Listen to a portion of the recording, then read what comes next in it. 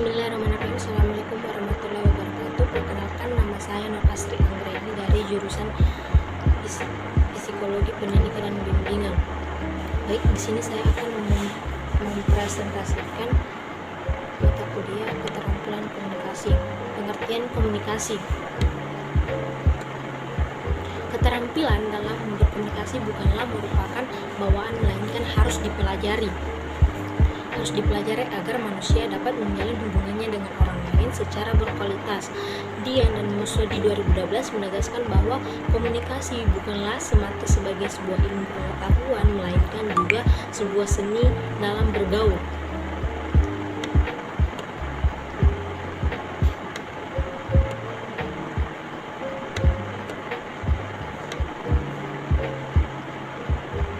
Apa itu komunikasi? Kata komunikasi berasal dari bahasa Latin yaitu communicare, berarti berpartisipasi atau memberitahukan. De Vito 2009 mengatakan bahwa komunikasi merupakan tingkah laku salah satu orang atau lebih yang terkait dengan proses mengirim dan menerima pesan.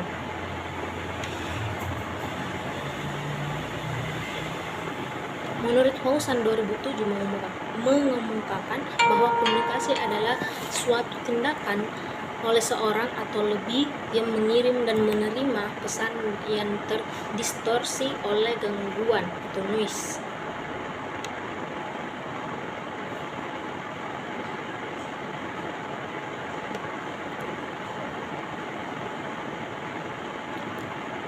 Definisi komunikasi dapat disimpulkan bahwa satu proses penyampaian atau saling tukar informasi. Kedua, pesan atau informasi yang disampaikan berupa simbol atau lambang atau tanda-tanda verbal dengan kata-kata bahasa langsung atau dengan media. Ketiga, pesan atau informasi yang disampaikan dapat berisi pengetahuan, ide-ide atau konsep pikiran, perasaan, nilai-nilai, dan sebagainya. 4. Dengan tujuan untuk mencapai saling pengertian, kebersamaan, serta membentuk tingkah laku sesuai dengan isi pesan. Kelima, dalam proses komunikasi pihak-pihak yang terlibat dalam mengalami perubahan tingkah laku. Proses komunikasi. Menurut Stephen 2006, sebelum komunikasi berlangsung, kita memerlukan tujuan yang dinyatakan sebagai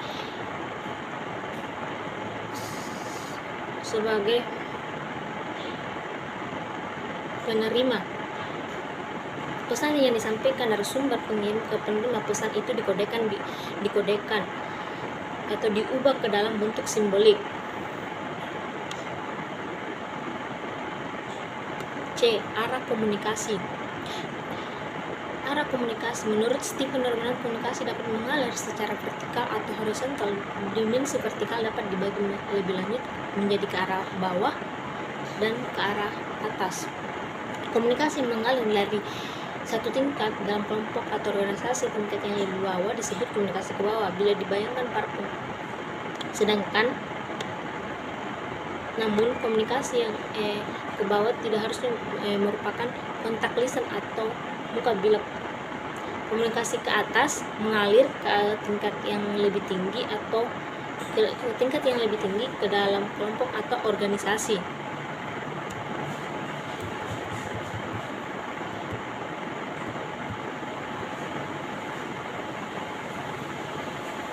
Beberapa contoh organisasi tentang komunikasi ke atas adalah laporan kinerja yang disiapkan oleh manajemen yang lebih rendah untuk ditinjau ulang oleh manajemen ke level yang lebih puncak, kotak saran survei setiap karyawan, prosedur keluhan, diskusi atas bawahan, dan pertemuan keluhan informal di mana para karyawan mempunyai kesempatan untuk mengidentifikasi dan membahas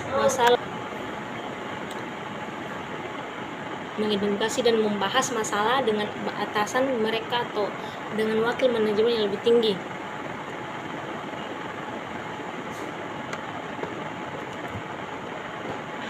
D. Komunikasi satu arah. Menurut komunikasi satu arah dan dua arah. Menurut Supratiknya 1995, salah satu cara terbaik untuk memastikan bahwa pesan yang kita kirimkan benar-benar telah diterima secara tepat sebagaimana kita dimaksudkan adalah mendapatkan umpan balik tentang akibat atau pengaruh yang ditimbulkan oleh pesan tersebut diri penerima. Umpan balik adalah proses memungkinkan seseorang pengirim mengetahui bagaimana pesan yang dikirimkannya telah dikodifikasikan dan ditangkap oleh si penerima.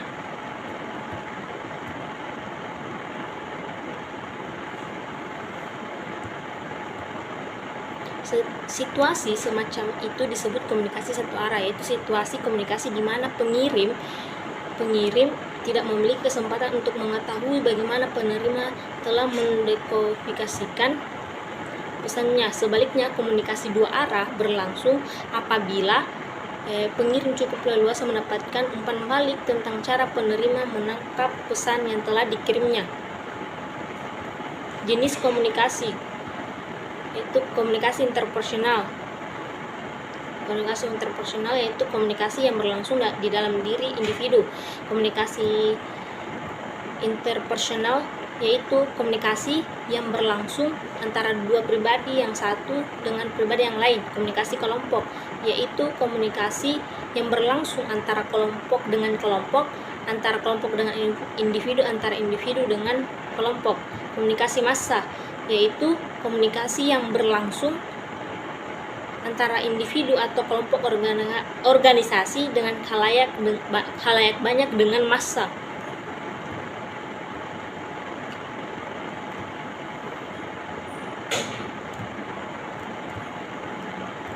Komunikasi antar pribadi. Tujuan daripada komunikasi ini adalah menemukan diri, berhubungan dengan orang lain, meyakinkan agar mengubah sikap dan perilaku serta bermain dan menghibur diri.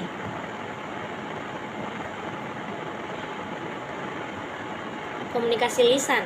Sarana utama untuk menyampaikan pesan adalah komunikasi lisan, pidato, percakapan dua orang, diskusi kelompok, desas-desus informal dalam bentuk dari komunikasi lisan. Komunikasi tertulis. Komunikasi tertulis mencakup memo, surat, email, pengirim faksimili, laporan berkala organisasi, pengumuman di papan buletin atau alat-alat yang dikirim via kata-kata atau simbol penerima catatan komunikasi.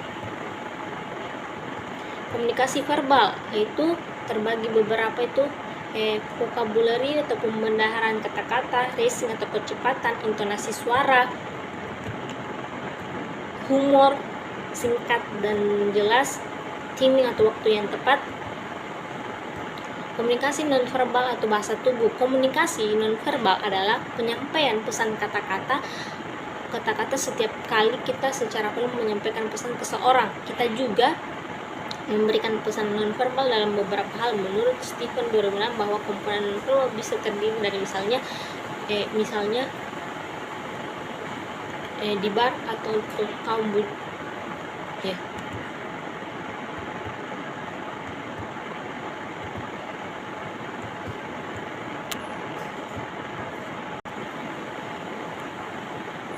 Yang termasuk komunikasi nonverbal yaitu ekspresi wajah, kontak mata, sentuhan,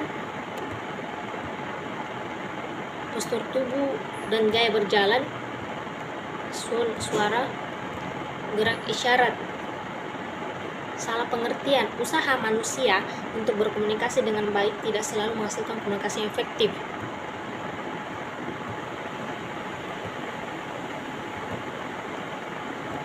Jenis-jenis hubungan antar pribadi. Tahap perkenalan yaitu dikategorikan sebagai kenalan karena jenis hubungan antar pribadi seperti ini sangat terbatas pada pertemuan informasi.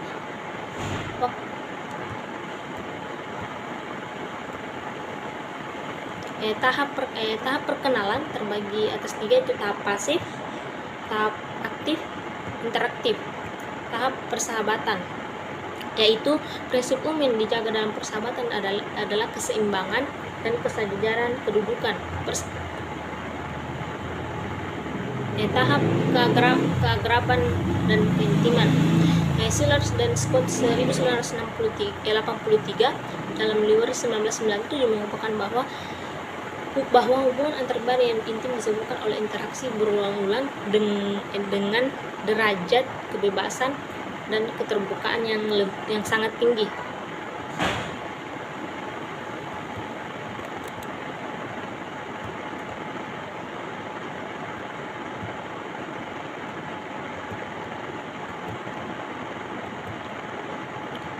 Tahap hubungan suami istri. Menurut Liwari 1997, hubungan suami istri berkaitan dengan gaya cinta yang akrab dan intim. Tahap hubungan orang tua dengan anak. Jenis hubungan ini adalah hubungan yang terlihat di antara di antara orang tua dengan anak-anak mereka dalam suatu keluarga inti. Tahap hubungan persaudaraan, yaitu jika jumlah anak dalam suatu keluarga makin bertambah maka menjadi tahap persaudaraan. Di sini hubungan yang ditandai oleh perasaan cinta antara adik dengan kakak maupun antara anak-anak dari ayah dan ibu yang sama.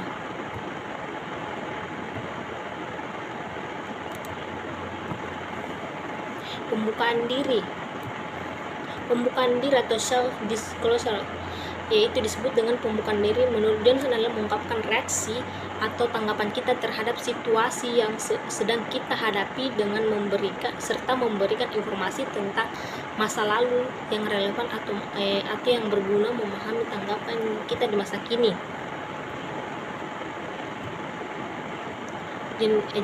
Jendela Johari, Joy, Luke, and Harry Hinkam melukiskan diri kita ibarat sebuah ruangan berserambi 4. Mereka disebut jendela Johari sesuai nama depan mereka.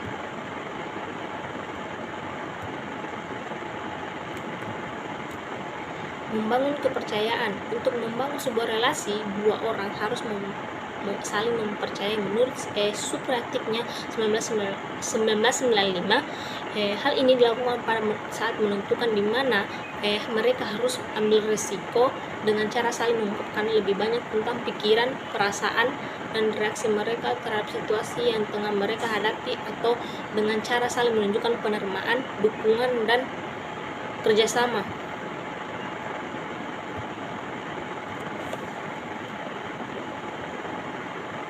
Mempercayai dan dipercayai. Mempercayai artinya menghadapi risiko, menerima akibat-akibat menguntungkan atau merugikan dengan menjadikan dirinya rentan di hadapan orang lain. Sedangkan dipercayai berarti rela menanggapi orang lain yang ambil risiko dengan cara menunjukkan jaminan bahwa orang lain tersebut menerima akibat-akibat yang menguntungkan. Hambatan komunikasi aktif.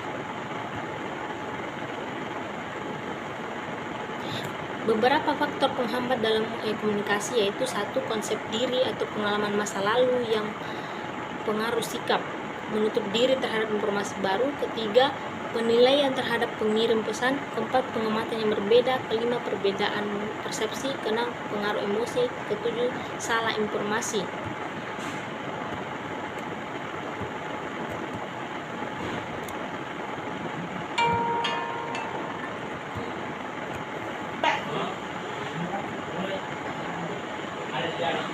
Konflik dalam hubungan antar pribadi. Konflik dan nilai positifnya. Setiap hubungan antar pribadi mengandung unsur-unsur konflik, pertentangan pendapat, dan perbedaan kepentingan. Menurut Supratiknya 1995, yang dimaksud konflik adalah situasi di mana tindakan salah satu pihak berakibat menghalangi, menghambat, atau mengganggu tindakan pihak lain.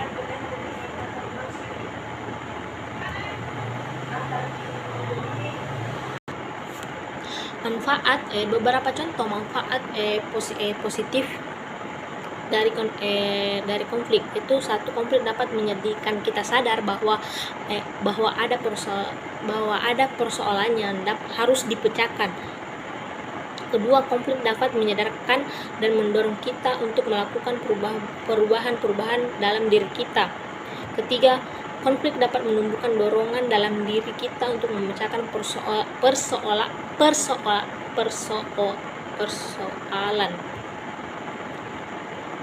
4. Konflik dapat menjadikan kehidupan lebih menarik. 5. Perbedaan pendapat dapat membimbing ke arah tercapainya keputusan bersama yang lebih matang dan bermutu. 6. Konflik dapat menghilangkan ketegangan kecil yang sering kita alami dalam hubungan kita dengan seseorang. 7. Konflik juga dapat menjadikan kita sadar tentang siapa atau macam apa diri kita sesungguhnya. 8. Konflik dapat mempererat dan memperkaya hubungan. Strategi dalam mengatasi konflik yaitu 1. Gaya kura-kura. Kedua,